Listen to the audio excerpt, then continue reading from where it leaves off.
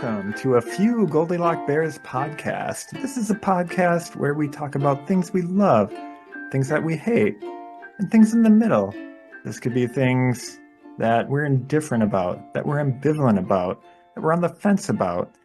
These are the gray areas of life. These are the things that aren't in the black and white, that they don't maintain to your precious polar opposites. Hello, this is Vince. This is John. And I'm Dave. And you know what? As much as I want to dive into our loves, hates, and indifferences, let's try and center ourselves first. Let's do a little palate cleanser and let's talk about old topics in the segment we call the Deja Fuse. Go ahead, Dave.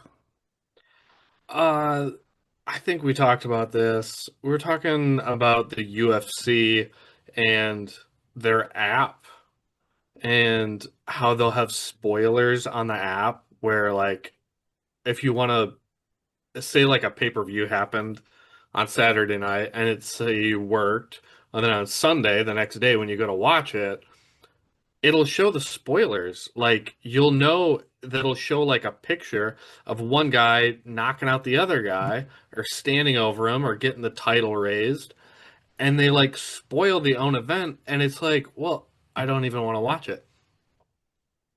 And the deja vu comes in because I downloaded the MLB app, Major League Baseball, and the Milwaukee Brewers are like the best team in the league right now. They have the best record. They're kicking ass.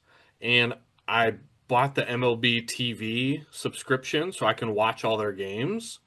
And on their app, there's a thing where you can turn off scores and turn off spoilers. So if I don't watch the game, because I've selected that option, it never spoils anything. It will just tell you like the team's record going into that game. And you're like, it's just the Brewers versus the Pirates or whoever they're playing.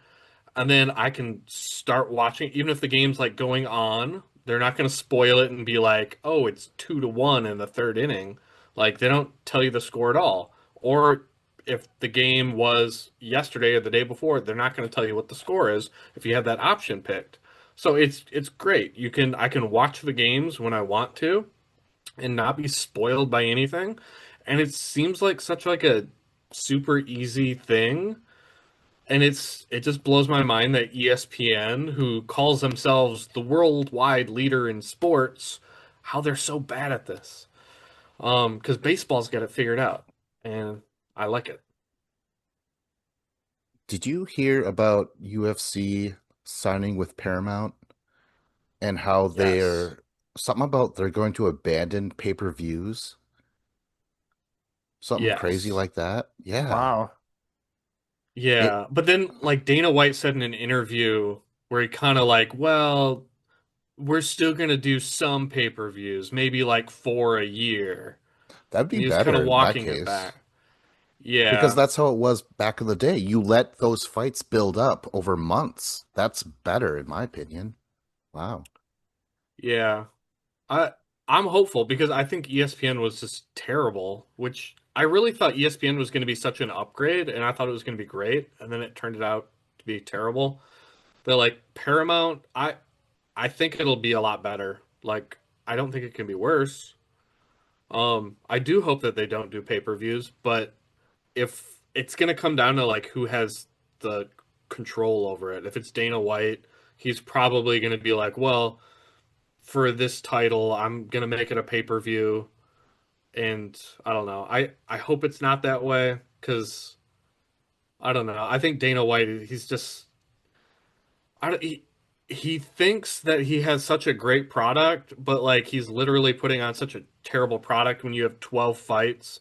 Two of the 12 are good fights, and the other 10 are nobodies. Like, nobody wants to spend money on that, and nobody does. Like, everybody just illegally streams it rather than pays for it. So, and if you are going to do a pay-per-view model, at least make it so it's like $30. That way you and a friend can pitch in, buy it, and it doesn't seem like you need to like just make it so it's affordable so people can actually do it. Sure. Um, should we get the show started? Go ahead, John. Yes. I love the DEFCON hacker conference. So last week my deja vu was about Las Vegas, and the part of the reason I was there was to go to this conference. I also went to the Black Hat conference, um, which just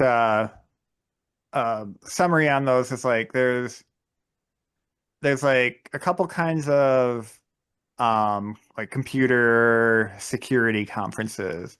And there's ones like Black Hat, which much corporate events. So it's like all the companies who sell security products are there, and you go and talk to all the vendors, and they try to sell you on their newest products. So, if you think of companies like McAfee and Symantec, like from back in the day, like those are the kinds of companies that's there.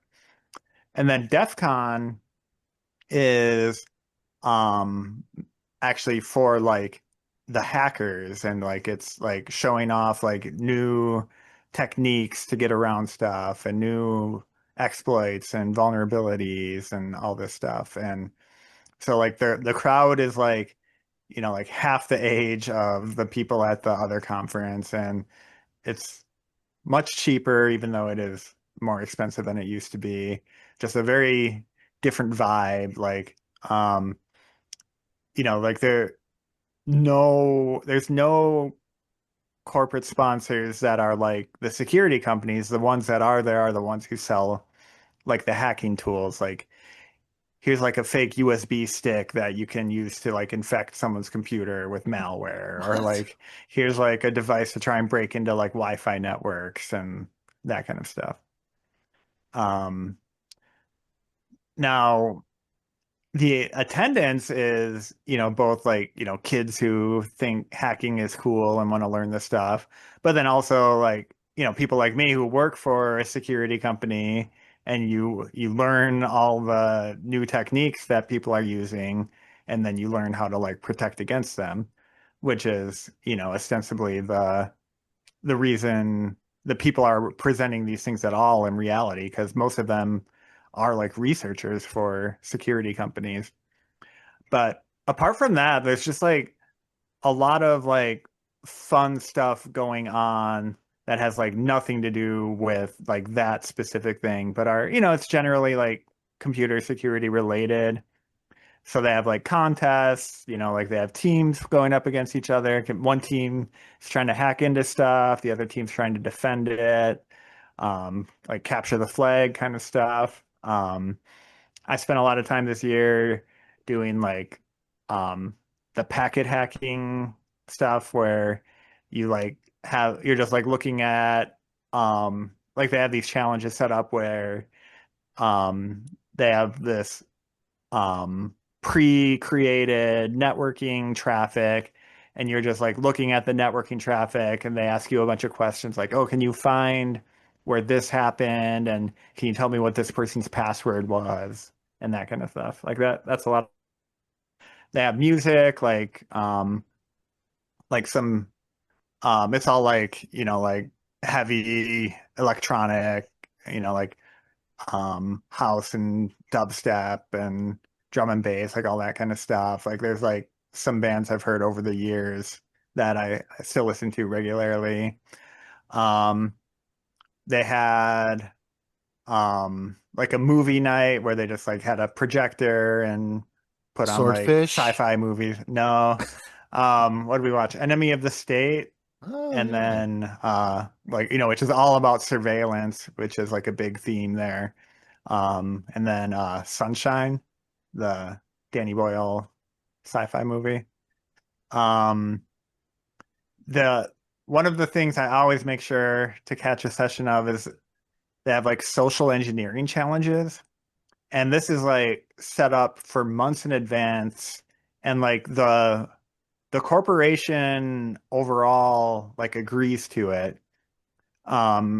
Like they'll have like a target company that um is basically fair game for these people to call up and pretend to be someone else and try to get information from this company. So for example, like you get different amounts of points for learning different things like, oh, what operating system do you have installed on your computers? What like do you have badge readers or do you have like a physical key to get into your office? Like what kind of badge readers are they? Like all this kind of stuff that might be useful for like reconnaissance if you were trying to break into their company. And they'll have like on the stage they have like a soundproof booth with a person with a phone connection, and they'll just be like live calling like either like a corporate office or like if it's a retail store like one of the retail branches, and just getting like a real person on the phone and like trying to like elicit all this information from them. And it's like super interesting just like how they like sweet talk them and like the tactics they use to like get them to reveal stuff, and like the people on the phone have no idea that like this had even happened. um they have like the badges are always really cool, like, and there's like a challenge associated with the badge, so like there'll be like symbols on like the lanyard. Every other year like the badge is actually electronic and has like a circuit board in it, and it might like there like will be a light on it that'll blink in Morse code, or you like hook up a computer to a port, like a USB port on the badge, you can get different information out of it. One year the badge was like a 7-inch vinyl record, and it had like data encoded on it, like like a dial-up modem kind of thing. And it's just like I don't know, like a 20-step process to get to the end of the badge challenge, like each clue leading you, to the next thing. Um, yeah, there's just tons of stuff going on. There's like a scavenger hunt, where like it's crazy stuff like, oh, you need to bring like the pole arm from a slot machine, or um bring a prescription from Dr. Feelgood but written on an actual like prescription pad. And like this like stuff that's just like it's meant to be like impossible to get, and like or you have to have some weird connection to get the stuff. Okay, so you mentioned that you go there so you know what's the latest in hacking and how you can defend against it, right? Right. Is and did you say that is a big reason why it's done is defense, or is it just offense Yeah. too? Yeah. No, it's mostly, I mean, like maybe there's the occasional like whatever, but it's like 99% like um for defense. Like we're discovering these vulnerabilities because like the actual like unethical hackers out there are also discovering it, like like the groups in Russia or China who are like breaking into stuff are also discovering this. So like everyone who presents there, like if I discover a vulnerability in Microsoft Windows, I'm reaching out to Microsoft months in advance, and they're gonna like have a fix for it probably like um either before I present it or um after. But there's always a thing where nobody's running the latest version of stuff. So even something that you find that they fix is still like out in the world and vulnerable for a long time. But they do like responsibly disclose everything. That's nuts because like so if you wanted to, you could totally be a hacker. Like you have the knowledge and you have these things available to you, like, right? Like if you Yeah, I wanted mean to. like um I do product testing, and I'll test these things like in a lab environment. So it's very artificial. Like I'll install like, oh, well, this version of the Firefox browser is vulnerable to whatever, and then you set up a server that has like the malicious payload on it, and then you test out if it works. I've never actually done anything to like break into a system that I didn't own or whatever. And there's people whose job that is too. Like a company will hire them and be like, "Hey, we want you to test our defenses. Like try and get in however you can, and um, they'll do what they need to do to get in, and there's always some way to get in. Uh, do you ever have the sneaking suspicion that a member of Anonymous is like standing right next to you? And they're like, yes. Right. And every time you look, they disappear. Behind a Guy Fawkes mask. You're like, it's pretty No, no, obvious, guys. no anonymous members here. Just this guy in a Guy Fawkes mask. That's great. Yeah, man, that's crazy. Like I'm trying to imagine myself. I show up there and I'm given all these weapons that I could use in like a small town or something like that. That's how weird it is to me. I'm like, oh, it seems very odd that like it's almost like having steroid convention. Like this is how we beat everyone in a clean, in a sport. We get pump ourselves up with steroids and shit. It's very odd. Wow. Mhm. What do you got to say, Dave? Yeah, that's a good comparison because that's kind of what it reminded me of is like when in the Olympics when like the people using PEDs would like figure out the testing system and then they would work, okay, if this is the testing system, we need to do something. If they're testing for this, we need to make sure that whatever we're using, when it's broken down in the body, it doesn't turn into that substance. It turns into a different substance. So they would take it and make like a certain isotope or something of that substance, so it was just slightly chemically altered. It would still do what they want, but it wouldn't be detected, and then it would just pass through the system, and you'd be like, "Oh, we're clean, yeah." That's like this stuff's very fascinating to me, but like it's like so over my head because I'm not like into that stuff. But like it kind of reminds me of like The Matrix, the movie where they're like hacking into the Matrix, and they're like, "Okay, we're gonna get back into the back door," and and to me, it's like I feel like right now, like most hackers are just like trying to find data and they'll just hack into big companies, steal your credit card number, your name, social security numbers, and steal stuff like that. But I feel like in the future, it's going to be like way different, where it's going to turn into like the Matrix. And it's like our whole systems and our lives will be like fused with AI, and we'll have like our Apple contact lenses in and like we'll live in our idiocracy world, but there'll still be a few like smart people out there, and the smart people will be the hackers who are able to like alter the AI in some way. So it's like so we actually can think for ourselves and not just have the AI computers thinking for us. I don't know. It's fascinating. Yeah, it's like cyberpunk. Sounds like. For sure. Yeah, you mentioned like to get an USB and then if they put it in their computer, it'll like shut down. Like to me, that's fucking fucked up. Like if I were to have that and say someone pisses me off and I'm like, "Hey friend, use this USB," Like I I mean could do that. that's like a legitimate like attack will use. Like they'll like drop this in like the parking lot of a Oh company shit. that they want to break into and hope that just some employee picks it up and like plugs it in their computer and then sure enough, like a couple days later it phones home and they like get access to the thing like sitting inside the building.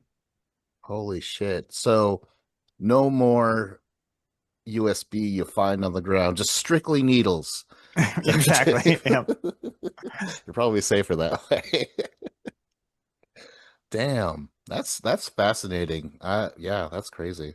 Yeah, and like not to get too in the weeds, but just on that specific topic, they'll make like charging cables that look like a normal like USB charging cable. Like it's not any like bigger or anything. And it'll work as a charging cable, but inside it is like the same thing that can like run the malicious code on a computer. So you could just like swap someone's like charging cable out with something that looks identical and then like infect their machine if they plug it in. Fuck, that's cool. It just seems, man, that's I'm completely torn about that because it's just so odd, John, that you're just like, yeah, I have the means to destroy people's lives, but yeah. That's But why crazy. bother? Yeah. That is the Their lives are truest sad enough test already. of morality, you I know? guess If you so. have power and you choose restraint over using the power. I mean, that's like, I mean, not me specifically, but the people who like come up with these findings, like they could make way more money like selling the exploit to some like nation state group, like uh Mission Impossible bullshit or whatever. But they're just like, nope, I'd rather disclose it and make sure it gets fixed so that worse people than me don't use it. Wow. That's crazy. All right. Segue challenge. Um, My computer's glitching out here. oh I don't no. know what's going on. No more of those dirty USB things you find in the men's bathroom. All right. I'll go.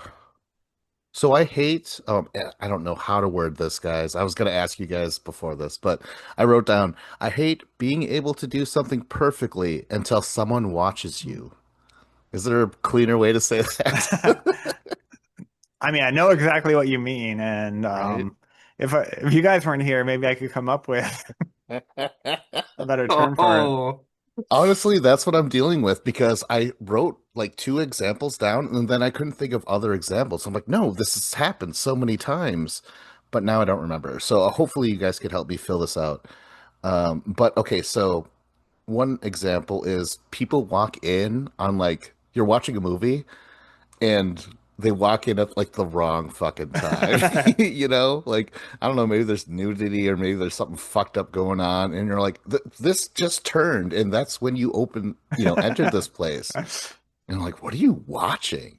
And it's like, I didn't make this movie, like I'm watching it, I'm experiencing it with you. I hate that idea when people are like, oh, the other thing is, okay, so another example in my life. I was on the football team sophomore year, something like that. We were undefeated the entire fucking season. We get to the playoffs, and finally, my dad's gonna watch one of our games, and we lost. I was so pissed off. Damn it. Um, yeah, and then I wrote down something about handstands, where I'm like, hey, I could do a handstand. Mom, check me out. Can't do it right then. It's basically the Looney Tunes, that singing frog. He's like, "Hello, Oh, mama," yeah, But Michigan then, J Frog. yeah, and then he doesn't do shit when the guy gets someone to look. He's like, "Ribbit." It's like, what the fuck? Yeah, what do you guys have to say about being able to do something perfectly until someone watches you? The AI was telling me um choking under pressure, but that's not necessarily it either. I mean, that's one example of it, Right. but not everything. I Exactly. definitely have had that, like, going back to the computer examples, um, like they have the idea of like the curse of the live demo, where you do something and it works like a million times, and then like you get in front of a crowd of people and you're like, okay, and you do this and that and the other thing, and then it just doesn't work. Like something freezes up, or like it doesn't connect to the internet fast enough to make the thing work or whatever. Um, and yeah, that's pretty common for me. Um, and then the opposite scenario I find amusing as well, which is like um, your car doesn't act up when you bring it to the mechanic, Oh, or like someone will come to me with like an IT problem and I'll like sit there and watch it and everything works perfectly. Like, uh-huh. do you not believe them, or do Oh, you think of like, course I believe them, okay, but it's just funny how that happens. Because yeah. you need it to not work in order to figure out why it's not working. I will do it at work where I'm trying something on the computer and I'm like, I'll try it 3 or 4 times and it's not working. And I'll just call over Cody, who's like the IT guy. I'm like, hey, Cody, come over here. And he's like, why? What do you need? You have a question? I'm like, I just need you to stand right here because once I try it and you're standing right here, it'll work fine. And that's exactly what happened. I'm like, I did it the same way 5 times in a row, and you walked over here, and now it's working because you're watching. And it's like, I don't know. Somehow that's just, I'm like, I'm not even going to ask you the question. I'm just going to, you just watch my screen and see if it works. And I'm like, oh, yeah, now it does. Who knew? Um, I would always have it, that kind of thing when Luke and I would play darts at the bar, where we would be trying to hit like triple 17 or triple 19, and we couldn't do it. Like Luke would go to the bathroom, I would throw it first time and I would hit it. And I'd be like, when he walks back out and he sees it's on triple 19, he's never gonna believe that I did it. But I was only able to do it once he wasn't looking and watching me. Then I was able to do it. And it's that same thing. And I saw this clip of this guy who claimed to be like the world's best 3-point shooter with basketball. And they brought him on to like some ESPN morning show, No. and he goes there and he has this YouTube video where he shoots like 100 in a row and he makes all 100 shots in a row. And when you see something like that in the internet, you're like, okay, this is probably BS. I doubt he actually did it. But he says he did it, and then he gets on the show and he misses like 9 out of 10, and they're like, "Get the hell off the set!" And they were all pissed at him. Wow. And the guy, the look on his face is like you could tell that he legit could do that when no one was watching, when there's no one else in the room. But when he's surrounded by all these cameras and all these producers and Shaquille O'Neal and Charles Barkley are standing there, then he can't make any shots. And it was like, I felt bad for him because I'm like, I think this guy was legit. He just got stage fright and couldn't do it. Oh man, I couldn't wait for this one pay-per-view. It was going to be Ngannou versus Lewis. Now, Dave, you know those fighters. Like those are heavy weights and they're known for just knocking people out. Like they are deadly, right? Yep. I was at my friend Eric's, and then my friend Jenny J showed up, and I was like, Jenny, you're gonna love this fucking sport, you know? And Eric, he kind of seen some, but I was like, dude, this fight is gonna be the thing. And they were both so timid. I think they were both coming out of really devastating losses, so like their mojo just wasn't there, and it was just one of the worst, awful, boring fights I've ever seen. And I was like, of course. So that had nothing to do with me. I didn't get stage fright. They got stage fright or something. Yeah, sucks. Yeah, I remember that. That fight was so terrible. It was like the two biggest, baddest dudes who are just somebody's gonna get knocked out cold. And they just stood there and there was like maybe 3 or 4 impactful punches that were even thrown, and none of them landed. Yeah. But it was just like nothing happened that whole fight. Oh, okay. So a friend of mine, it was Brian. I was like, dude, you got to watch this show. It's called It's Always Sunny in Philadelphia. He's like, yeah, why? I'm like, well, they're really clever and like like I kept on describing like it's witty and stuff like that, right? So he's like, okay, fine. I don't know why I'm hanging out with this kid.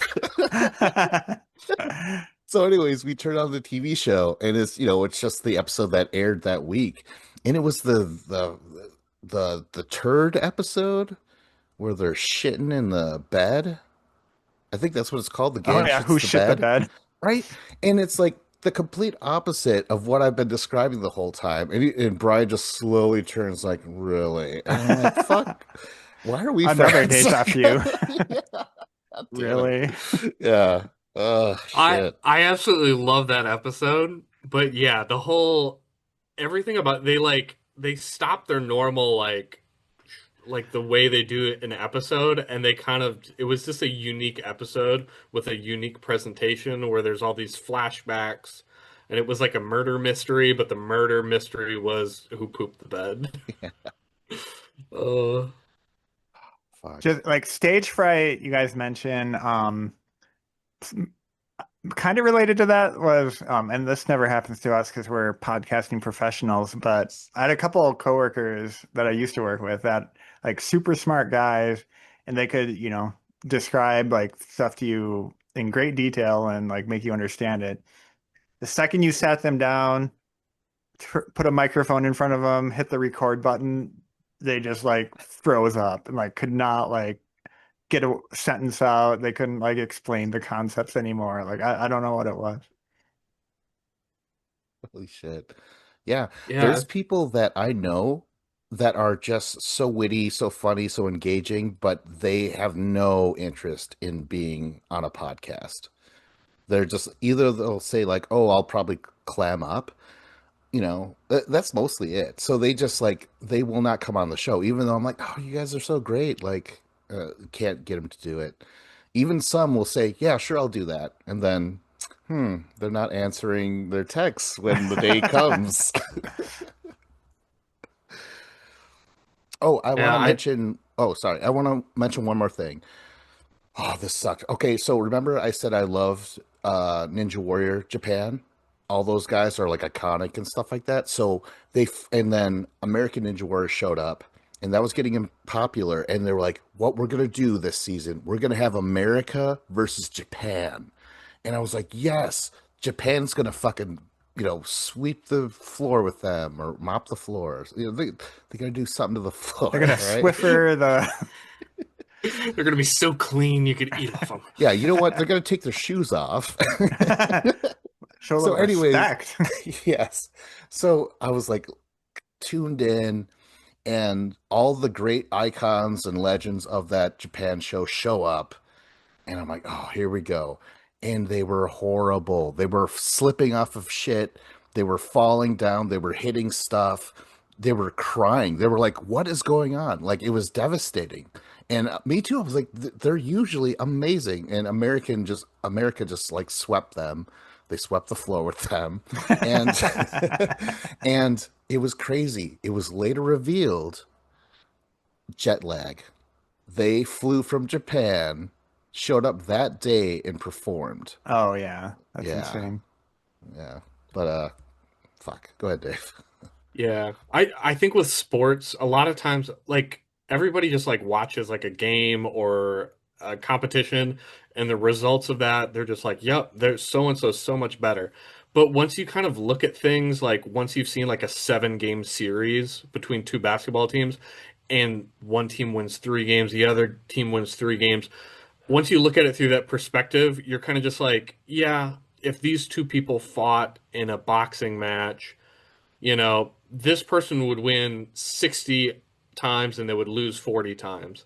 Where, like, it's so close where it could go either way. And I kind of look at, like, if there's a football game, I'm like, yeah, I'm like, you can have a bad outing and you can, whether it's, you call it nerves or stage fright or just things, you just get unlucky sometimes.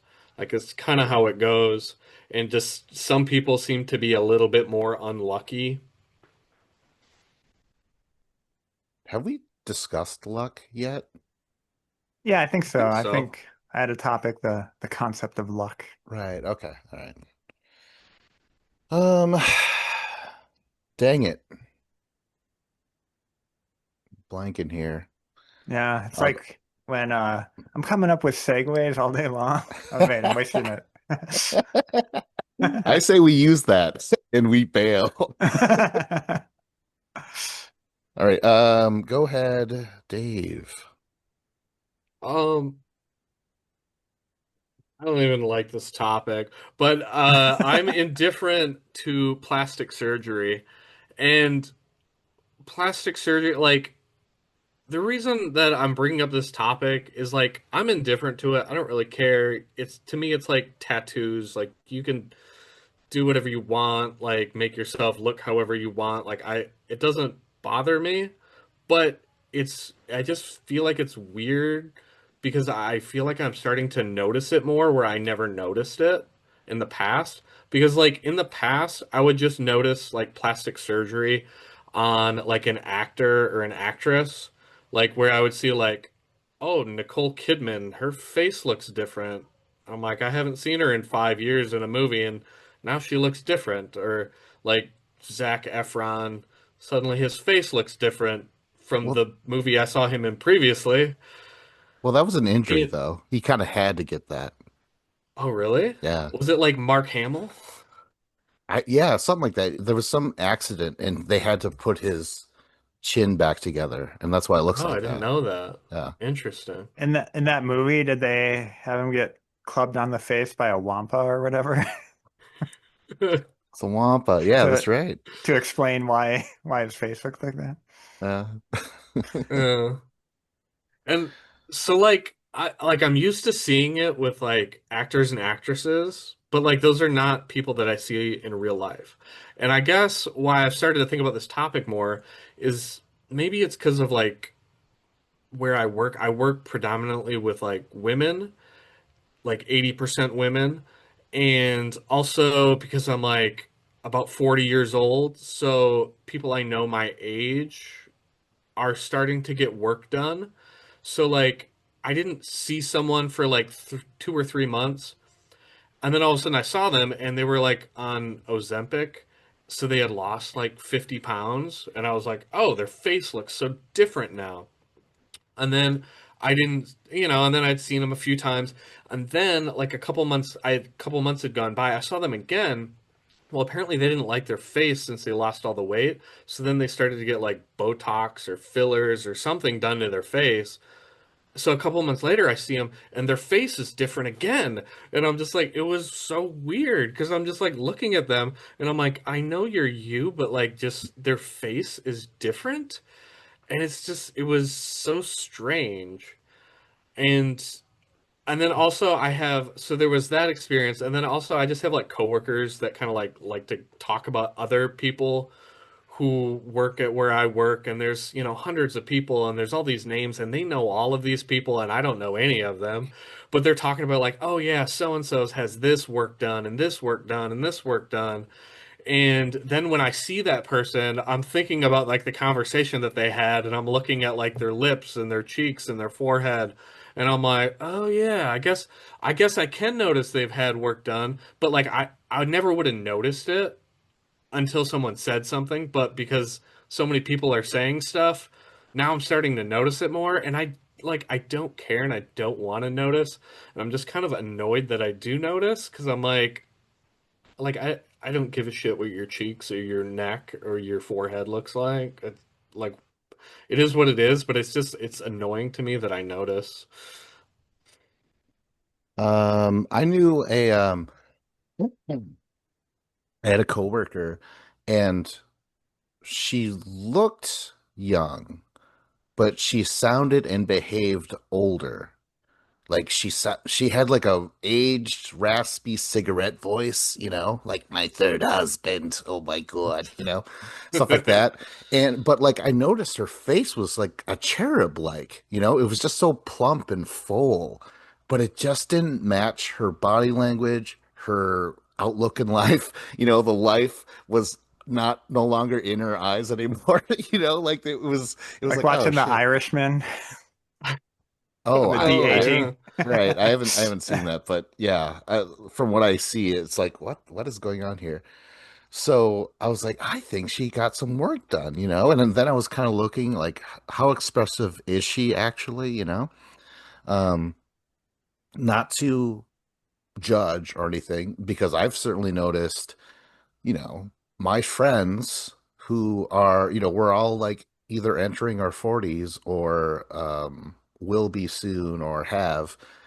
Yeah, they're looking a little different, which is interesting to me. You'll notice that a lot of women, a lot of their profile pics, they have sunglasses on. It's just this common thing, but whatever, right? Um, does boob jobs, will that count as plastic surgery? Hell yeah. Oh Yeah, all yeah. right. Well, let's talk about it. There was this girl who had them, and I knew her before she had them.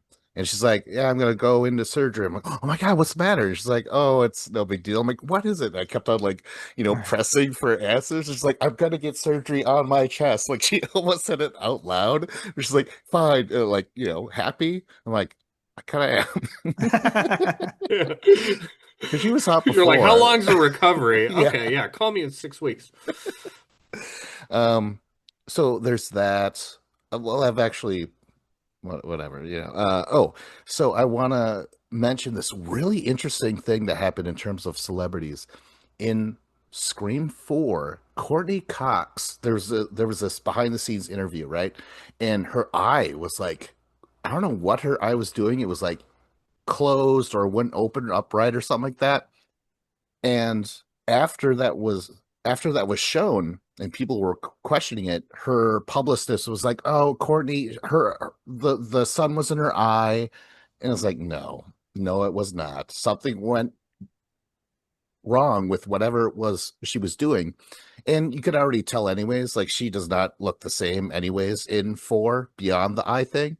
But what's so interesting about the eye is that when you watch the movie, her hair is draped over that eye and they digitally darken so you can't really see her eye. Her eye is covered throughout the majority of that movie. So yeah, that's fucking nuts. There was Yeah. Katy Perry. There's like a clip of her where like her eye is like Yeah. closed, and then she's like, and then it comes back.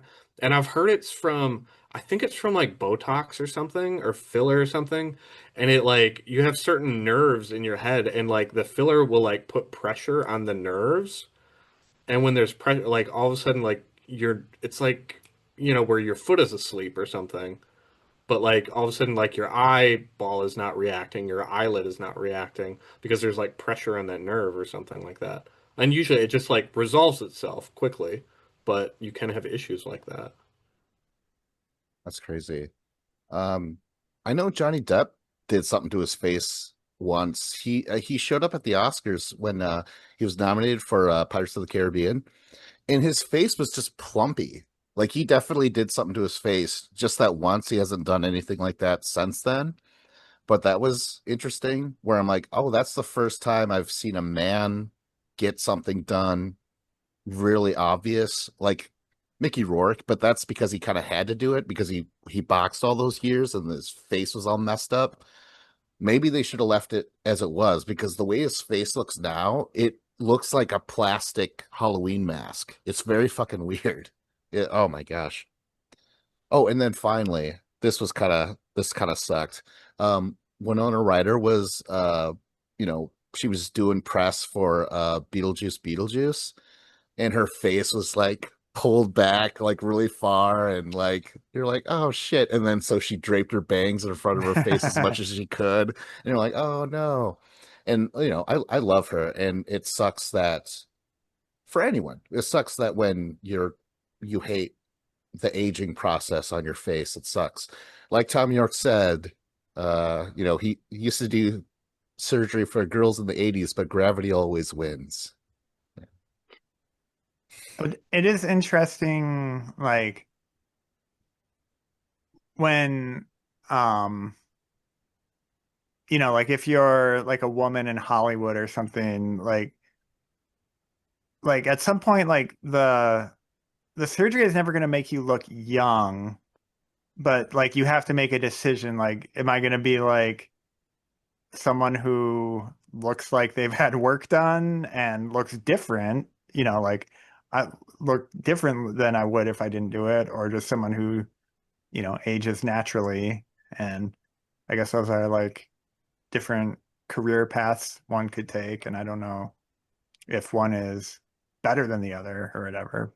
Um, I don't, I'm not someone who's visually aware of things, but I don't know that I've ever like that anyone I know or that I've seen in person has had any work done in that way. I'm sure they must have been at some point, but I feel like in the Midwest, it's still more like still less common than it is other places. Um, I find like Botox as a concept very interesting.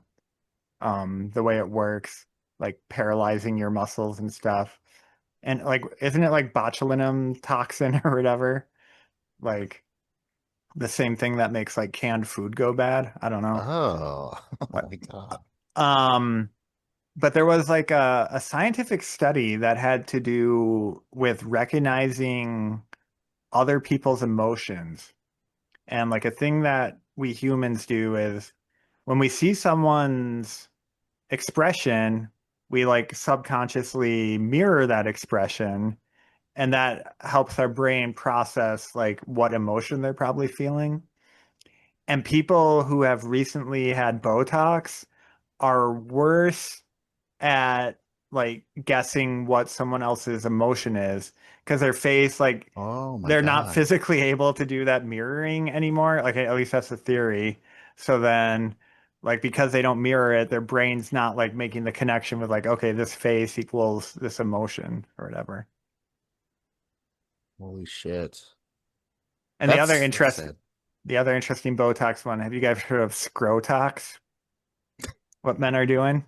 Oh my God. Yeah. Oh, I'm Smooth as not Google eggs. searching that. I'm not making that up. That is a thing that men are doing now. That's wild. Yeah. But oh my God. I want to know if are they satisfied with that? You know, like they're like, hey, wrinkles are gone. I know. You I know, mean, like, are I they had going back for like a second session after it wears off? I got crow's feet on my balls. Holy shit, that's crazy. Oh, D, or what's her name? But from It's Always Sunny in Philadelphia, she had something done, what now? 3 seasons now? Her face does not look the same. It's so bizarre. I I was watching It's Always Sunny, and like same with like Dennis and Mac.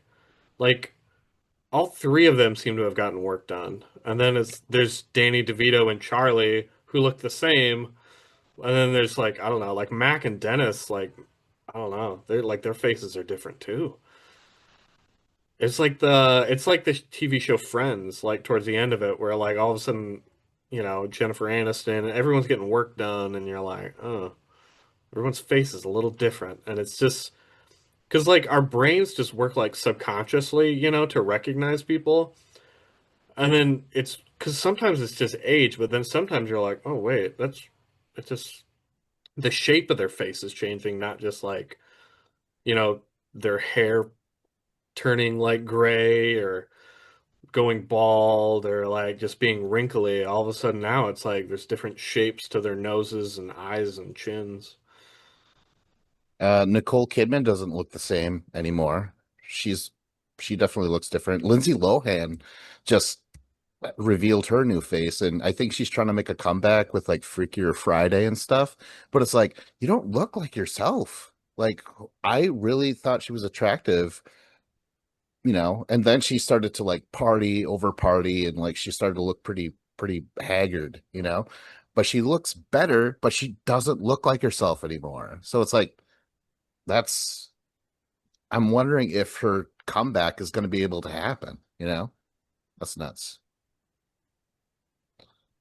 Is that the show? It's the I think show. that's the show. I mean, Okay. it definitely needs some work, but Oh my gosh. Yeah, let me just take a marker and draw all Man, over this topic's face. And I'm not saying I couldn't benefit from getting some work done, I'll tell you what. what are you gonna do, John? The works. Yeah, give me the works.